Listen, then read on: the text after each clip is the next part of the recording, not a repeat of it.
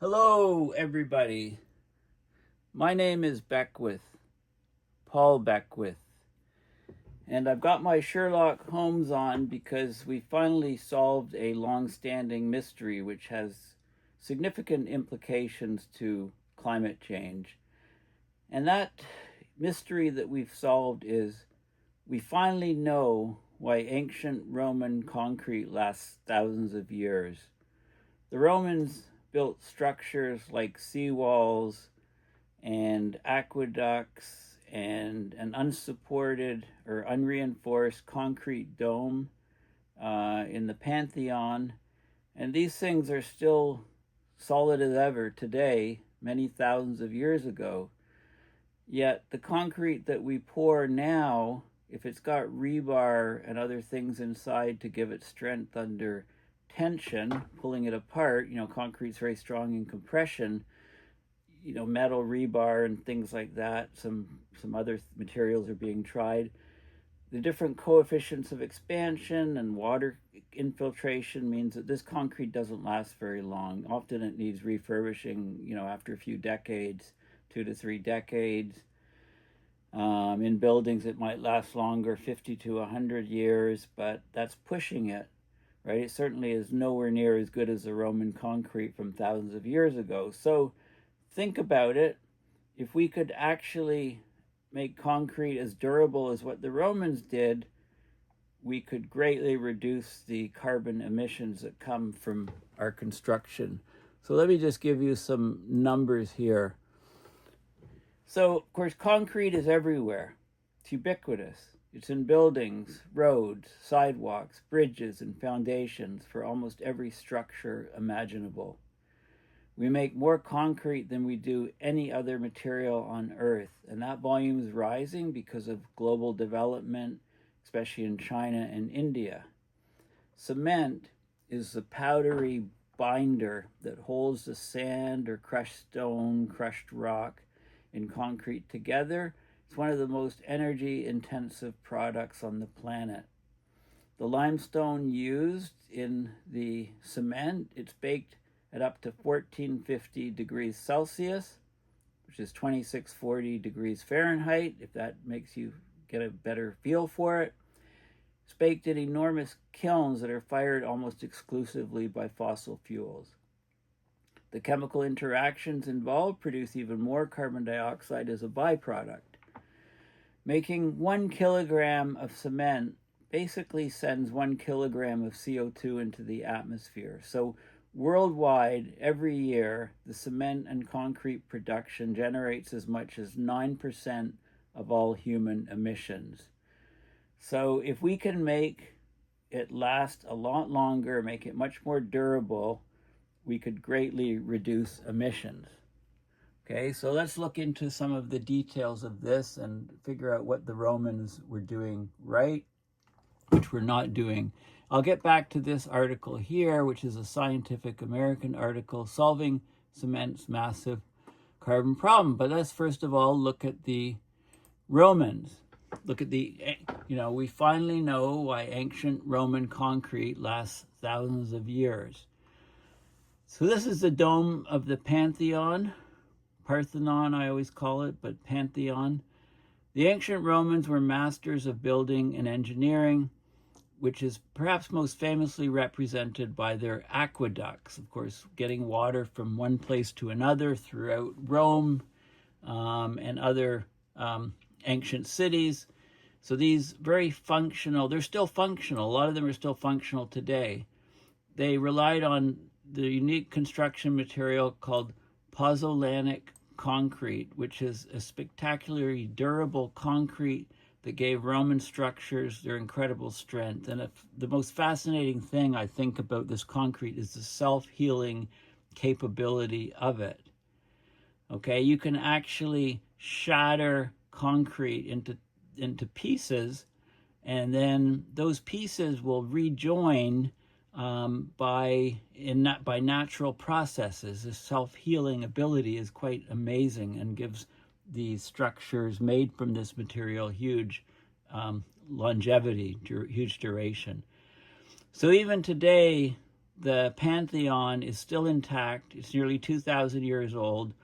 It holds the record for the world's largest dome of unreinforced concrete.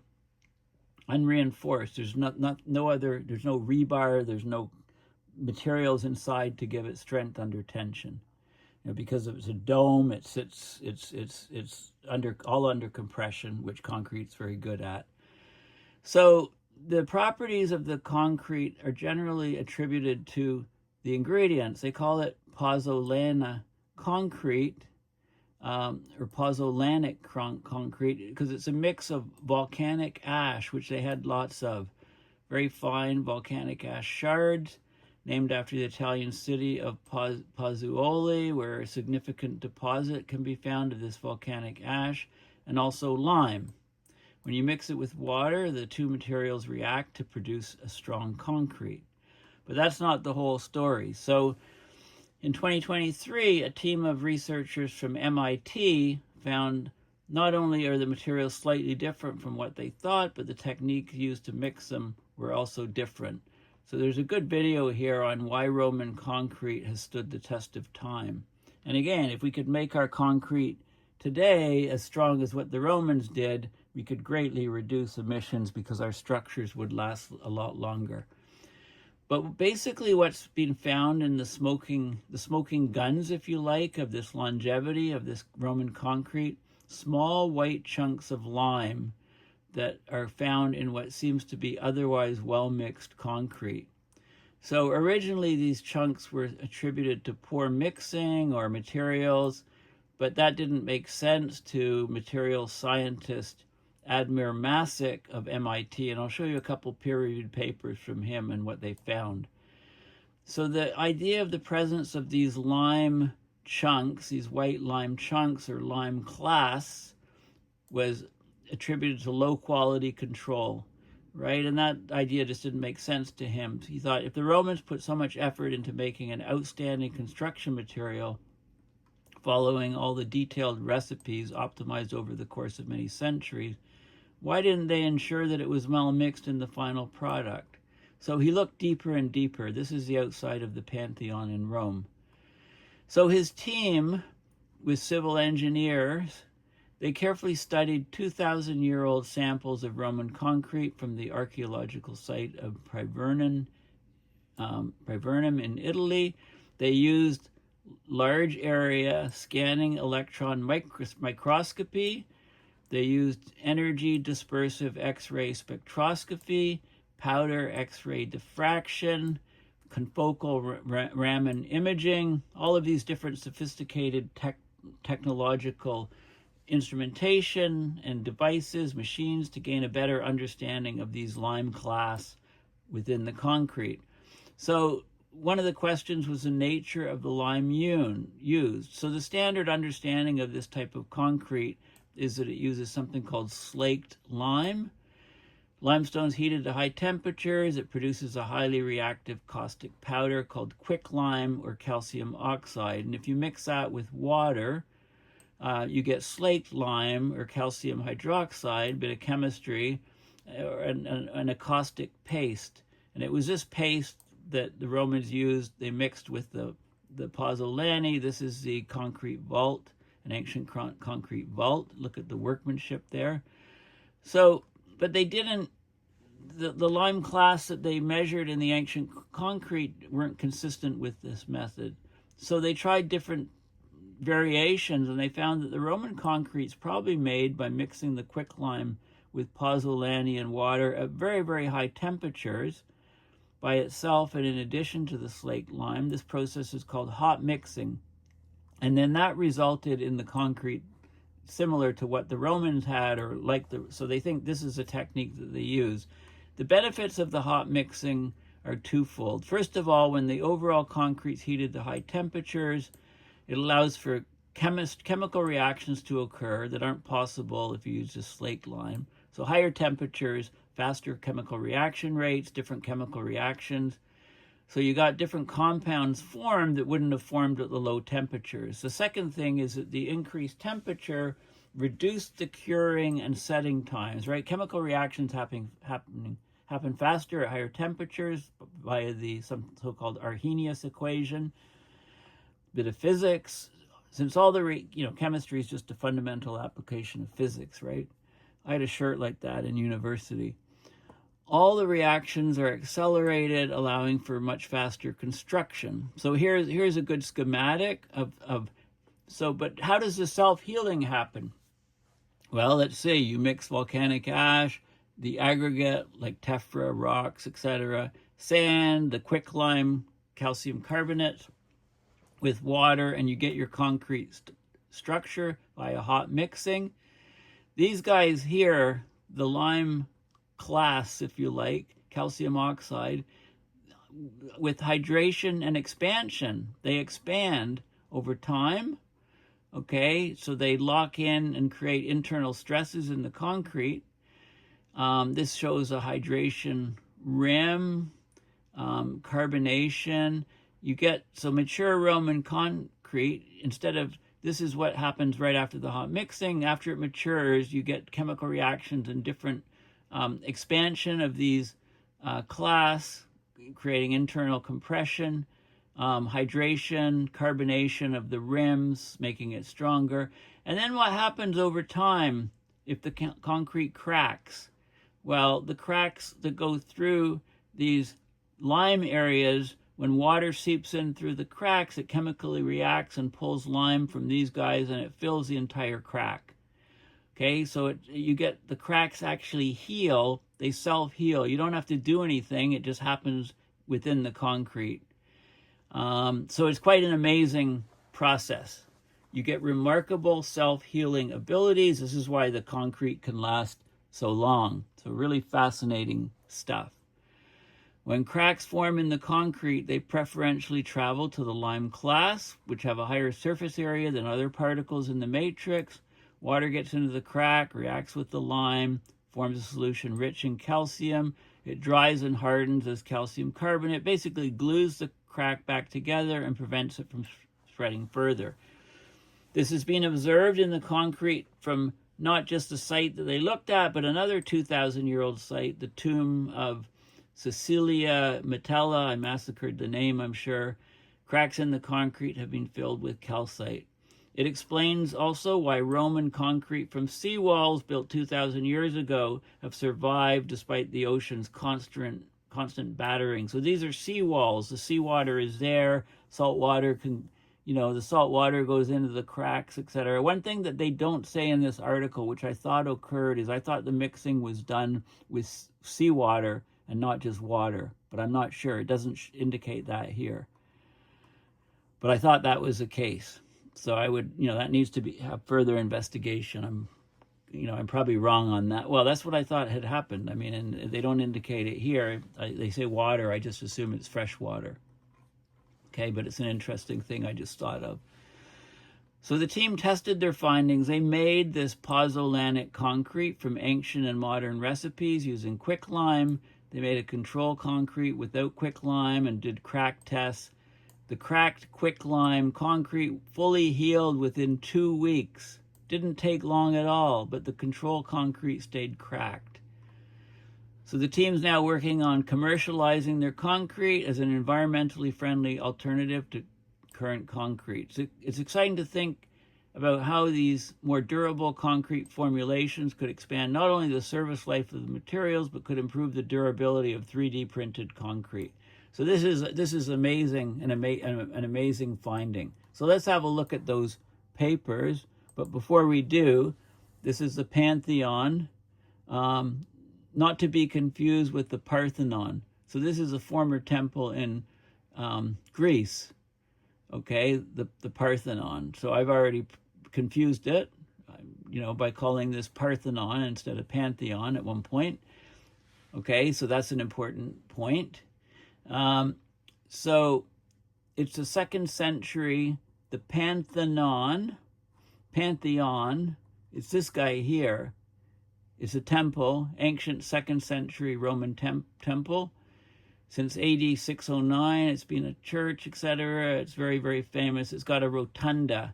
It was built on an earlier site. It's got this dome Almost 2,000 years after it was built, the Pantheon's dome is still the world's largest unreinforced concrete dome. So it just sits on the surface, this dome. Unreinforced concrete, the height to the oculus, the top, and the diameter of the interior circle is 43 meters or 142 feet. So it's a decent size. Okay, so this thing here, you know, still standing thousands of years later. This is an interior view of it. Look at the beautiful work on the roof. You know, many thousands of tourists, I'm sure, trust the Roman concrete being strong after 2,000 years by walking inside. You know, maybe you won't walk inside if you ever get to visit this place, because you'll wonder, you'll say, this concrete's 2,000 years old. You know, I mean, think of going and visiting for a day. You know, it's lasted for 2,000 years, multiplied by 365, so see how many days it's lasted. And then the day that you go under there, what are the odds of it just coming down? Pretty low, anyway. So a lot of interesting history, but this is Roman concrete. Here's Roman aqueducts. So this is, there's multiple arches here. This is Pont du Gard in Roman Gaul, which is modern-day southern France. The upper tier encloses an aqueduct that carried water to Nimes in Roman times. So the upper tier is more recent. It's the lower tier that's the oldest. The lower tier was expanded in 1740s to the upper tier, according to this, it looks like. So aqueducts, to carry water from one place to another. Here's a Roman aqueduct, or what's left of it. There's background. This is the Rome aqueducts and the date of completion, so 312 BC. So this is 2,337 years old, or 38 years old. And then you come to more recent ones that are just, you know, much more recent. But it shows the locations of all these different aqueducts in Rome. You know, Roman, so there's many of them are still operating, the aqueducts. Some of them are anyway, okay? So very fascinating thing. Imagine if we could build something now that would last 2,000 years into the future.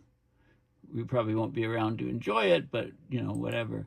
Roman concrete, there's an excellent Wikipedia article on Roman concrete. They talk about the aggregate, you know, and the ash, more on the ash, and more on things that I've talked about, you know, some harbors and basically pools and bathhouses, 2,000 plus years old bathhouses, and so on. So those, you know, those bathhouses that you see in Viking Netflix movies and series, those are, you know, Roman, going back to ancient times. Okay, okay, so let's have a look at, so what's going on? This is the peer-reviewed science, okay, from Mechanistic. I'm going to show you two papers, this one and this one, by Mechanistic. So it's looking, and this one, they're from a couple years ago. So hot mixing, mechanistic insights into durability of ancient Roman concrete. So basically, ancient Roman concretes have survived thousands of years, millennia. But mechanistic, so mechanical insights into their durability remain an enigma.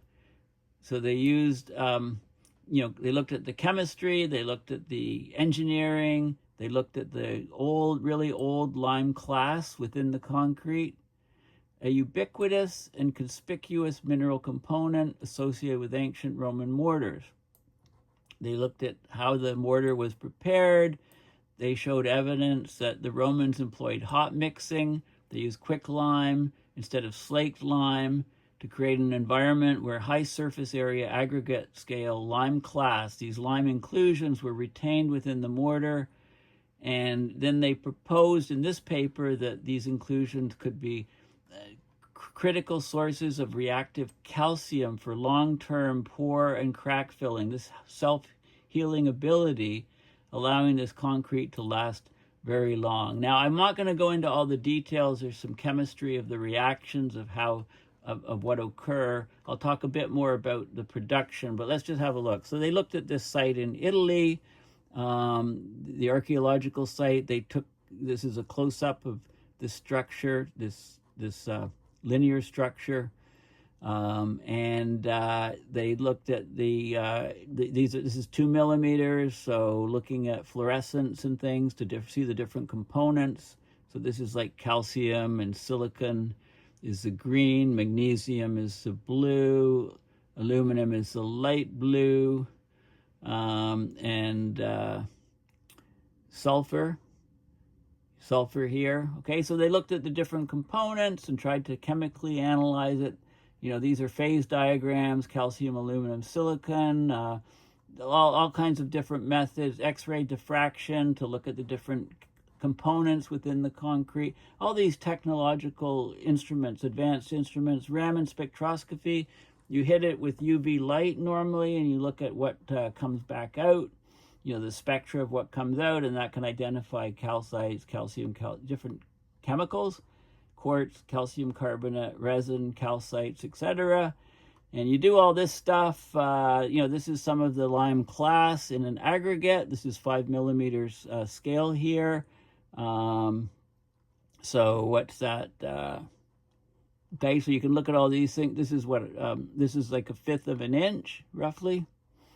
You can look at the lime class. This is the Roman concrete. They created modern concretes with the lime class to try to duplicate it. This is the lime class here and different images and stuff. Really cool. And basically, here's what happened. So when they created this concrete that they tried to simulate to be the same as the Roman concrete, this is what it was like here. They put it under a machine.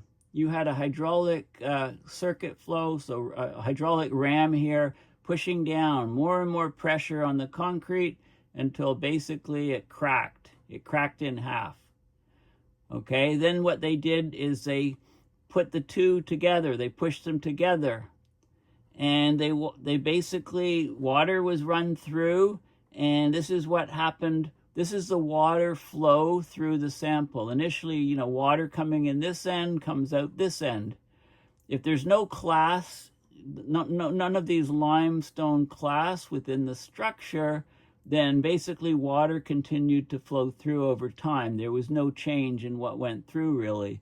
But in the concrete that had the class, this is the water throughput over time. After about 20 days or so, the crack was completely filled up. No longer let water flow through. It was self-healing. You know, if this was in the ocean or in the environment, water getting in, it would self-heal the concrete, fill up all the cracks. This is a scan of the crack. This is basically after I believe this is the crack. The crack surface was completely filled with a newly precipitated mineral phase here and here, completely refilled. And this is an expanded view of it. And this is the strength of the thing. Raman shifts, healed crack, calcite standard. This is a diagnostic to show that, hey, you know, the whole crack has been filled with a precipitated mineral. So self-healing concrete from the Romans. Amazing stuff. This is another image showing we've got volcanic ash. We have the aggregate, the rock or gravel or whatever. We have sand, and we have the quicklime. Okay, the calcium carbonate materials, and we mix them with water. It says water. I assume this is fresh water. Okay, I hope they do the experiments with salt water as well and show, because salt water I think may work even better. I mean, I'm thinking of the seawalls. You know, it's salt water that gets into the cracks, but maybe it's made with fresh water. Anyway, they do the hot mixing, so it leaves these quicklime, these nodules within the concrete. And then when water, with these things, when they cure, they expand. That puts internal pressures in place so that when a crack forms in the material, it's forced back together. And then over time, the water through reacting with these minerals means that it's completely filled up. So not only is the crack, so this is important that this expands, this material expands because that's what creates the internal pressures pushing outward. So if a crack does develop, that internal pressure pushes the crack, so the crack is very narrow, stays like it might develop in the material, but then it stays very narrow, and then it can be easily filled with the material afterwards, as I showed you in the upper picture. So this is showing the reactions, and you get a hydration rim, water reacting in the core, carbonation, CO2 is collected and builds on the surface. So you get this type of thing. This is after the formation of it. This is after a bit of time for these other processes to work to head on with the class. So this is mature Roman concrete. You get the crack formation. Internal pressures push the crack together. That's a key point. And then the water coming in, seeping in through, causes it mobilizes calcium, and with water you get calcium. You get a filling of the crack. The crack heals, and boom, right? Self-healing Roman concrete. So there's some more information on the paper. You know, the paper is open source. The links will be in the description. So basically, what we're getting is I mean, this is really explains it all. So you know, you get a big crack in the concrete. You can actually separate these pieces. You know, well, obviously if you cracked a structure, as long as there's a big gap, you're not going to get, it might take a lot longer to fill this process depending on the size of the gap. But if the crack is only halfway through the material or something, then it's pushed back together by the internal pressures, and then water over time just seals it completely up. So this is amazing. This is phenomenal, actually. You know, it's mind-boggling that the Romans could get this working. And this is an earlier paper I just wanted to show for reference. They looked at this is an earlier paper than the last one, and they looked at a different structure from 1st century BCE Rome, the sepulchral corridor of the tomb of Cecilia Metella. I massacred those names, and they studied this is the structure, what it looked like, I guess. This is the geography of it. So they looked at the materials there, and this is where they first discovered these type of lime clasts. And then they went in further detail and said, well, why are these things there? Okay, so this was some of the first work that preceded the last paper. You know, they looked at X-ray, microdiffraction, scanning electron microscopes, different techniques, Raman spectroscopy. I've done a little bit of that myself.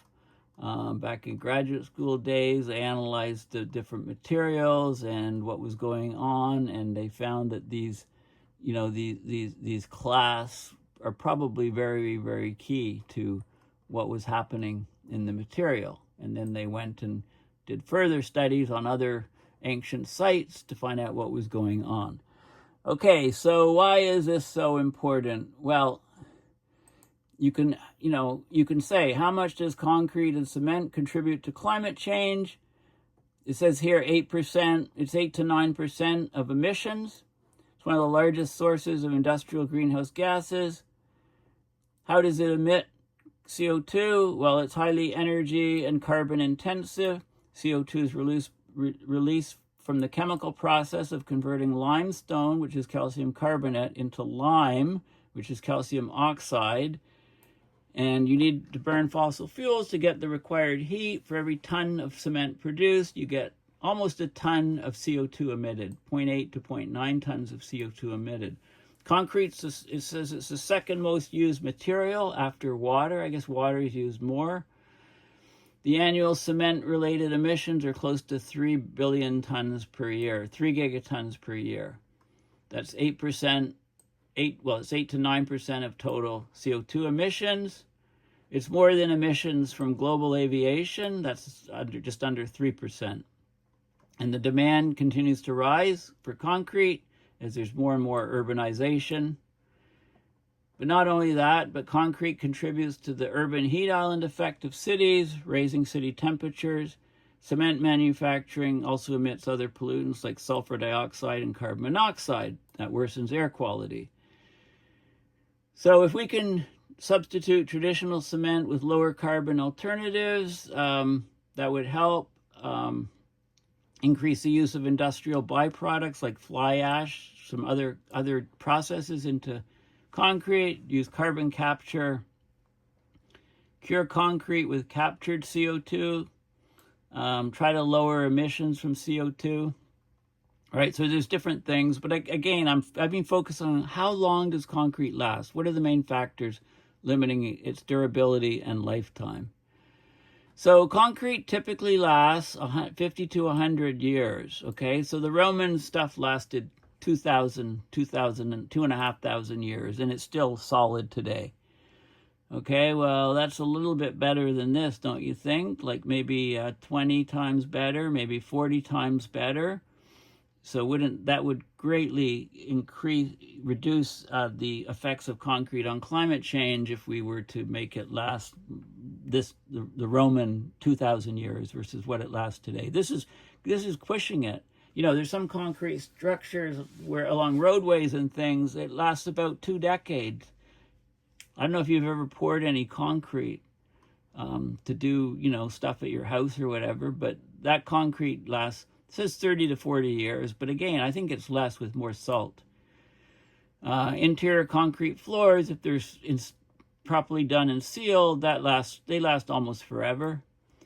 Infrastructure like bridges, highways, reinforced structures, 50 to 100 years, but they typically need repairs after 25 to 70 years. So 2 or 3 decades, you got to repair your bridge or your road or whatever, right? And think of all of you got to start over again and put all these resources into repairing it. If it lasted 2,000 years, we'd be far better off, right? So what are some of the main factors? Well, we put stuff inside concrete. That really shortens the lifetime. We put rebar inside metal so that the concrete is strong under tension. Try to pull it apart.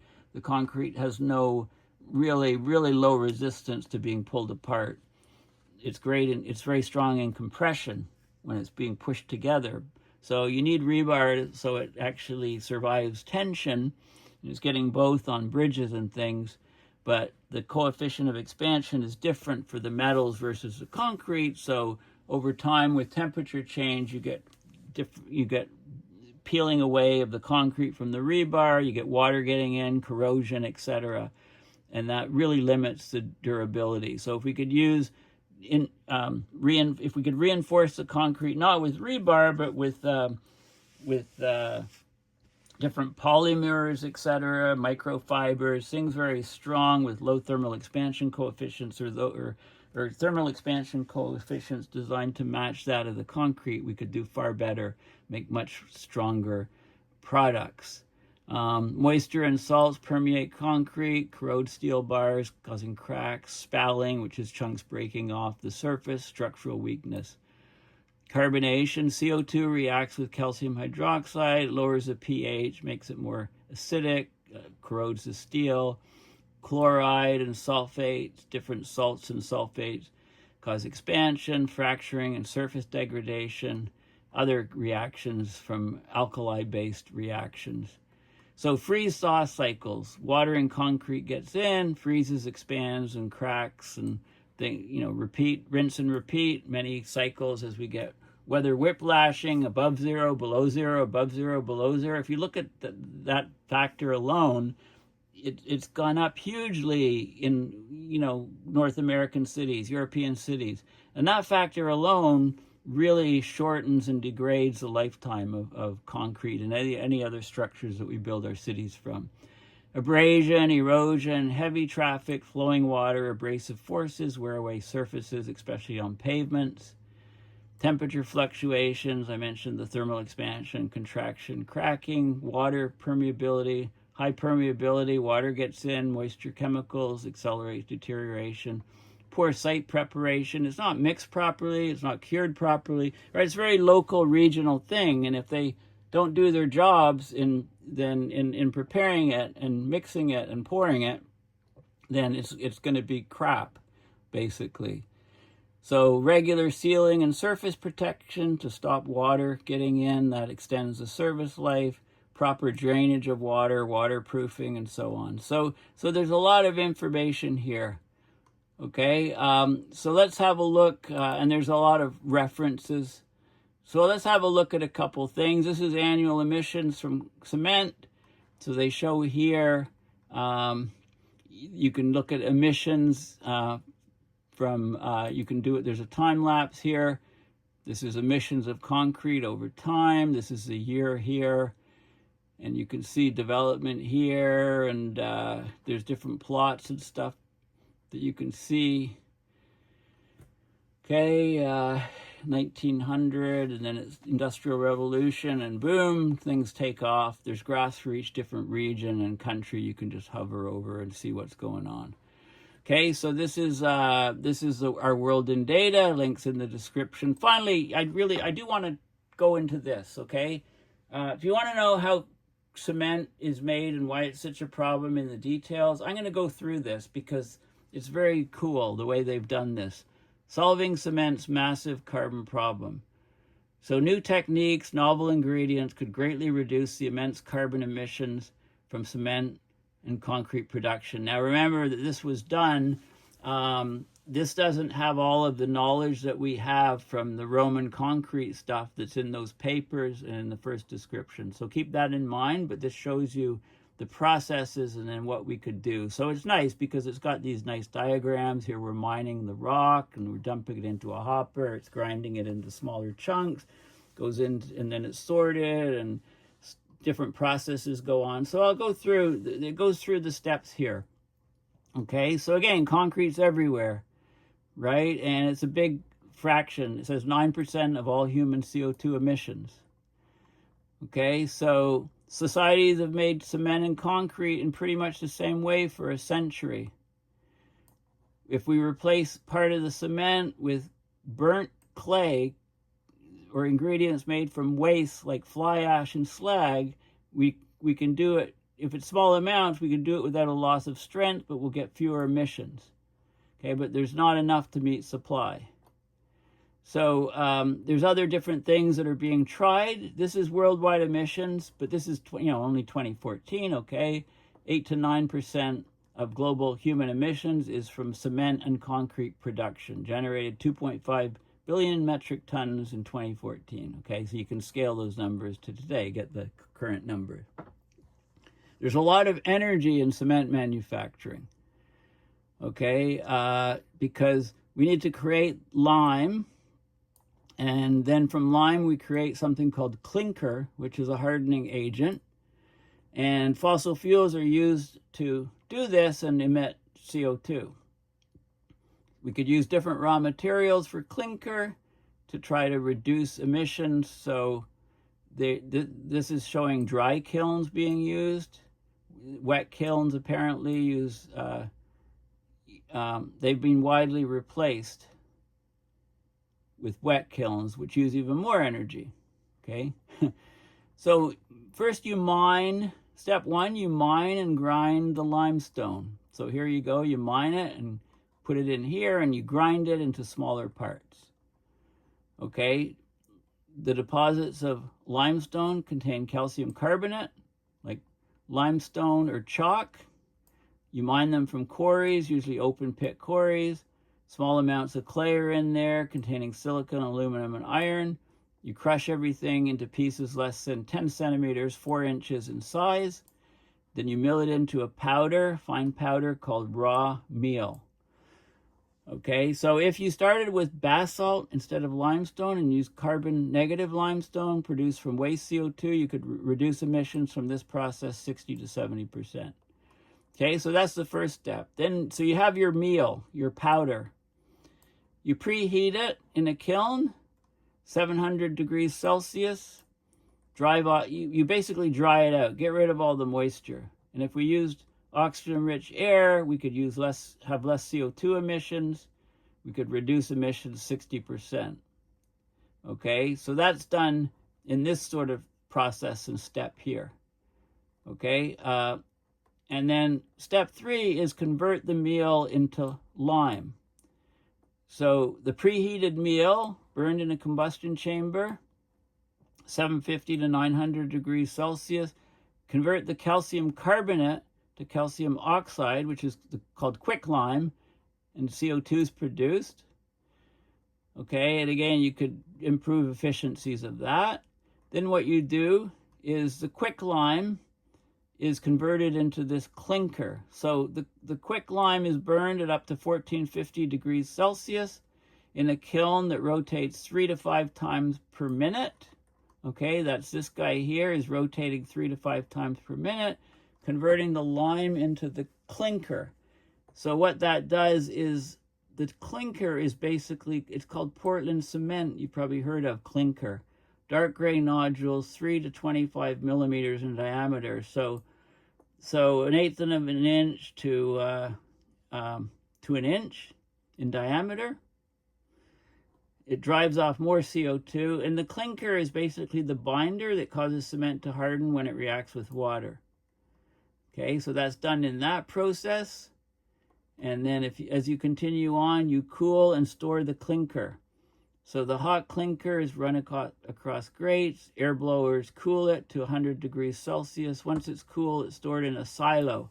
It can last a long time without degrading, so it's basically sold from there. It's put into bags, it goes into your hardware stores and into industrial processes right here. Okay, so here's the fans to dry it out and so on, and then you store it in these silos. Okay, then what you do is you add gypsum to it.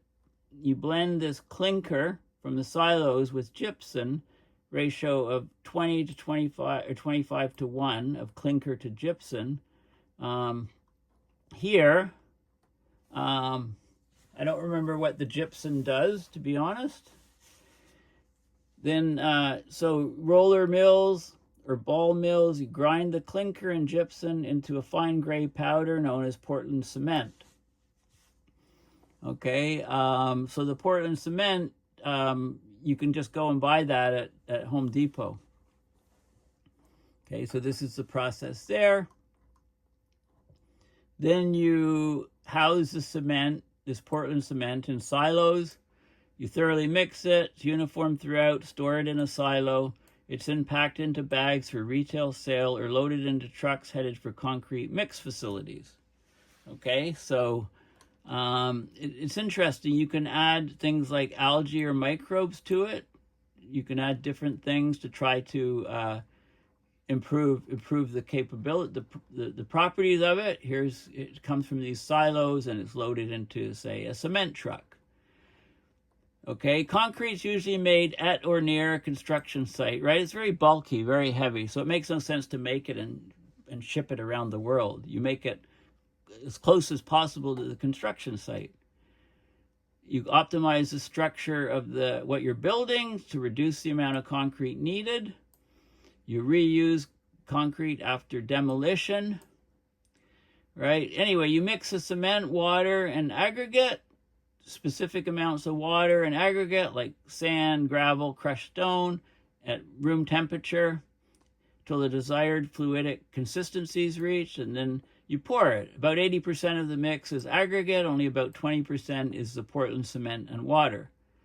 Okay, so that's being done here, and it's loaded into cement trucks, which of course turn to keep the stuff from hardening.